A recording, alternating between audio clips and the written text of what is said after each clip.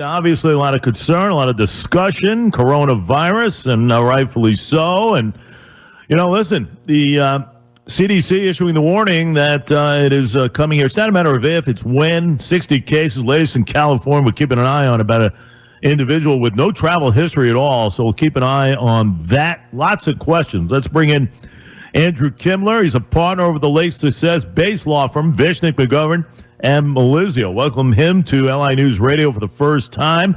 Good to have you, Andrew. Thanks for coming on. Good morning, Jay. How are you? It is great to have you here. We talk about the 60 cases here. We know there's a spread in and around the globe right now. It's a concern. You go into the supermarket, non-perishables are being scooped up. People are in some case of panic mode, some elements. But all in all, a lot of people are asking questions. President came on last night, named the vice president out, head of response team regarding this. So it is definitely in the conversation. And fears have been in place. That would include the workplace. And that's where I wanted to bring you on because, listen, it's about employers, maybe encouraging certain situations to take place. You've been, with the firm and whatnot that is certainly in tune with a lot that's going on regarding the workplace in general. What about that aspect as far as this virus? Well, there are three areas that I wanted to cover briefly. One, prevention at the workplace, common sense measures that every employer should take. Number two, business preparation for continued operations if the problems arise at the offices. And number three, the legal obligations of every employer under both New York State and federal law. In the context of prevention, some common sense measures should be implemented. First, encourage your sick employees to stay home. It's common sense. And if you discover that some of your employees are ill with acute respiratory symptoms, let's say fever, coughing, shortness of breath. It could be the flu, it could be a cold, but you're not sure. Send them home immediately. Don't keep them around the office. Number two, encourage people to stay home if they're ill. Don't let them return to work until the symptoms have been alleviated. In addition, at the workplace itself, I would suggest that every employer make certain that they stress hand hygiene. Common sense. These are common sense measures. Provide tissues, have alcohol-based sanitizers available, and encourage people to use them. In addition, if an employee has a confirmed case of the illness, let the fellow employees know of this so that they can report if they too start developing those symptoms. In the context of business planning, and this is important because you have to stay in business. You want to continue your operation should there be an outbreak and increased absenteeism in your office.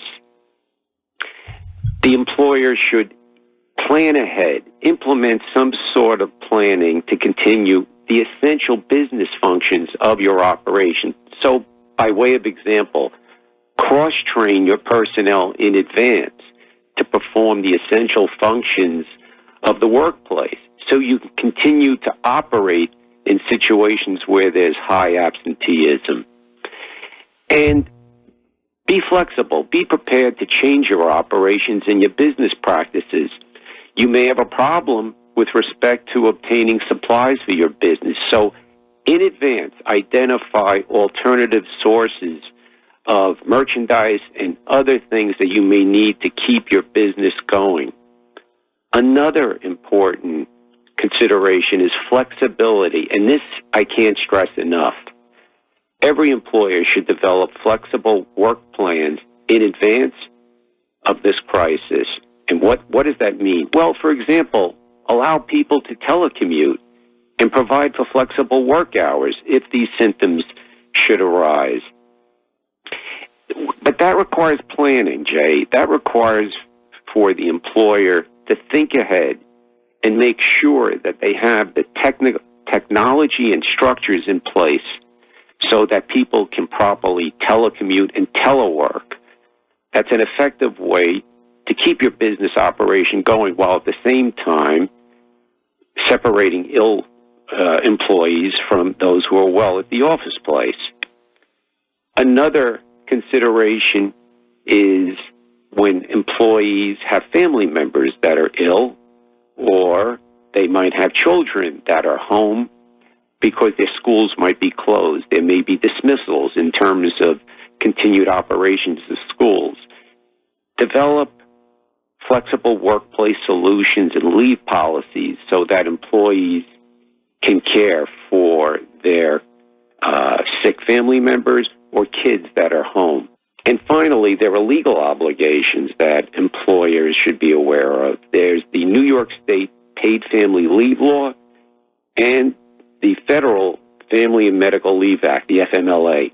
And under the New York State Paid Family Leave Law, employees should be given access to 10 weeks of job protection to care for an ill family member who is seriously ill. And what that means is they will receive a portion of their salaries up to a certain maximum according to the law for a period of 10 weeks. And that covers basically every employer in the state of New York.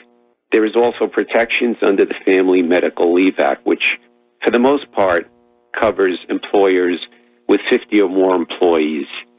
And that protects the employees just as it would in the context of the New York State Paid Family Leave Law if they're caring for sick family members. But unlike the New York State law, the Family Medical Leave Act will also apply to situations where the employee is ill, seriously ill. The New York State law does not apply to situations where we're dealing with a sick employee. And then finally, and this is common sense too, avoid discriminatory policies. Unfortunately, there's a lot of inappropriate reactions to this entire outbreak, and we're seeing instances where there's racial discrimination, discrimination on the basis of nationality. It's to be avoided under all circumstances. And those are some considerations, Jay. Now, listen, Alan, everything you said makes sense. You know, I was having a discussion with my kids last night. They're panicking a little bit, but, you can't panic. And I try to tell them the strain of the flu, we get it every year, and it's worse than the last year. You look at the latest numbers from the CDC where you have, some 29 million illnesses across the country, 280,000. These are just numbers they threw out. Hospitalizations, 16,000 deaths.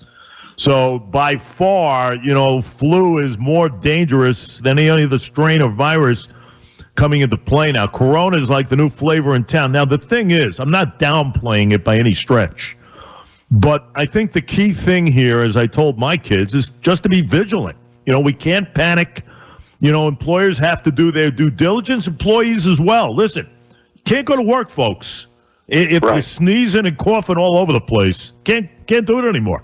In the old days, you used to be, a hero and you used to go to the workplace and do your job 8 hours, take a nice break for lunch, come back, finish up, maybe leave a little early because you're not feeling great. You know what? Stay home. Don't be a hero. Okay, stay home. That's a great point, Jay. You got to be vigilant, right? Pretty much that. Right. There have been professional sports teams. You've heard the stories about teams where the entire team is struck down by the flu. So all of this can be applicable to individuals that have similar symptoms, and it turns out to be the flu. That could knock out an entire business operation as well, and that's even more likely to be of concern to employers than the coronavirus. You're 100% correct. You notice a worker not feeling, send that person home immediately. Get that person out of there because, you don't want the spread of any germs and everything else. Listen, these are all key points here. And the fact of the matter is, there are guidelines, Alan, as you mentioned. And those are important. That's important stuff, from a legal stance, regarding, the ADA, Americans with Disabilities Act, that employers and employees, you can consult the CDC's guidance for how to conduct the risk assessment. There are things in place that protect all here. So it's not about the fact of how much time I'm going to need to, get my health back and everything else. There's some strict things in place that will protect you. That should not be a concern as far as I'm concerned, as far as an employee. If you're sick, it takes time. It takes time to heal. If you got the flu, it's 2 weeks. I'm sorry. It's 2 weeks. It's not 3 days. It's 2 weeks. That's how it is. I got it back in early November. 2 weeks. 6 weeks if you really. 6 weeks if you want to get rid of the cough. Okay. And I talk for a living, so you can imagine. But the thing is that there are things in place, protections in place that people sometimes forget for the employee. Now, listen, there are some great people out there, diligent employees, and I get it. But don't be a hero. If you're sneezing, if you're coughing, get out, go home, rest, quarantine yourself, take medicine, make an appointment, go to the doctor, and let's not forget influenza. 16,000 deaths this year, okay? This is a very similar situation. I've had on a lot of experts. I had on a leading doctor yesterday, Alan, of infectious diseases at Stony Brook. It's a very similar strain, a very similar virus, okay? The fact of the matter is, stay home. Get yourself in bed and don't go near anyone. And the main thing is something that I've been listen, the simple task of washing your hands. Pain in the neck, right? Pain in the neck. It is what it is. Wash your hands wherever you go. You go to the gym, you wash your hands before you leave the gym. You eat your dinner, you eat your lunch, wash your hands prior, okay? If you happen to shake hands with somebody, wash your hands right after. I try to avoid now shaking hands, okay? I kind of do a little elbow bump or a fist bump, whatever. Don't shake hands with anyone. Listen, it is what it is. And no hugs. I hate to say it. No hug. I don't want any hugs. And no kissing. By the way, no kissing. The wife tried to kiss me on the cheek. I said, "What are you doing?"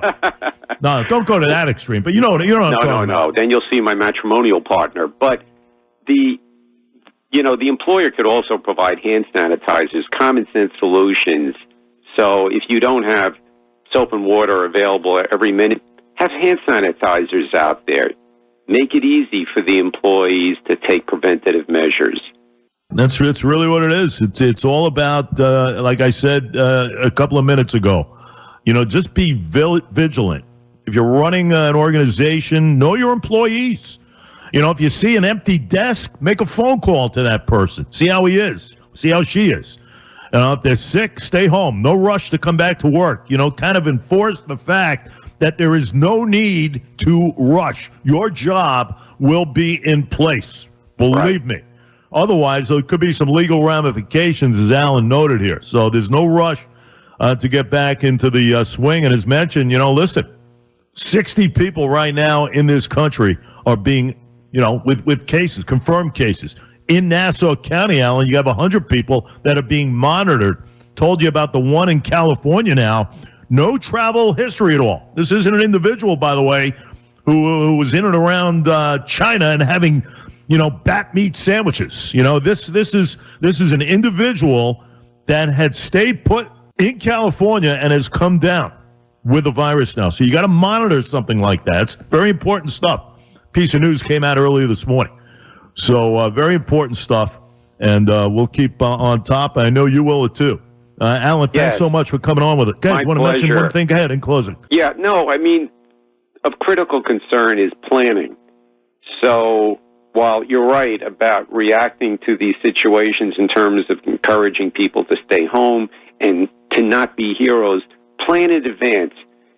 Implement whatever measures that you can in advance to continue your business if these problems arise. It could be the flu or the coronavirus. It's just common sense. So thanks again, Jay. Alan, we'll keep on top of it, and thanks for coming on. Hopefully maybe things will get a little bit easier as far as some of the news stories, but certainly panic mode is not the way to be right now regarding this.